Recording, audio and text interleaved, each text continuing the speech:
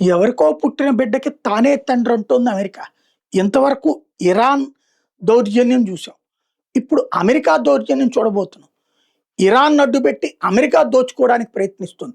Hormuz జలసంధి వాళ్ళ అబ్బ సొత్తేదో అయినట్టు అసలు ఈ ప్రాంతంతోనే సంబంధం లేనటువంటి అమెరికా మధ్యప్రాచ్యంలోకి వచ్చి ఇక్కడ ఇరాన్ గల్ఫ్ దేశాల గొడవని అడ్డం పెట్టుకుని తను మింగేయాలనుకుంటోంది.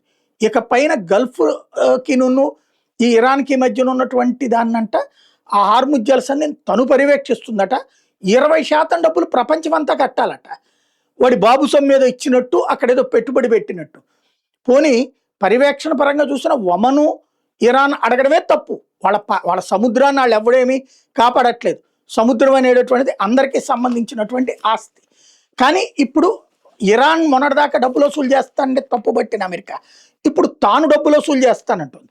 యుద్ధం ప్రారంభం కాకముందు ప్రశాంతంగా ఉన్న ప్రాంతాన్ని యుద్ధంతో వివాదం చేసి తాను దోచుకోవాలన్నటువంటి దిశగా అడుగులు వేస్తుంది. అట్లాగే ఇరాన్ మీద తాజాగా మళ్ళీ దాడులు చేయటం, అట్లాగే రాబోయేటటువంటి రోజులు దాడులు కొనసాగిస్తానని చెప్తుంది. హార్ముజ్ జలసంధిని దిగ్బంధించామని ఇరాన్ చెప్తే తప్పుపట్టినటువంటి అమెరికా ఇప్పుడు తాను ఇరాన్ని దిగ్బంధించానని ప్రకటిస్తోంది.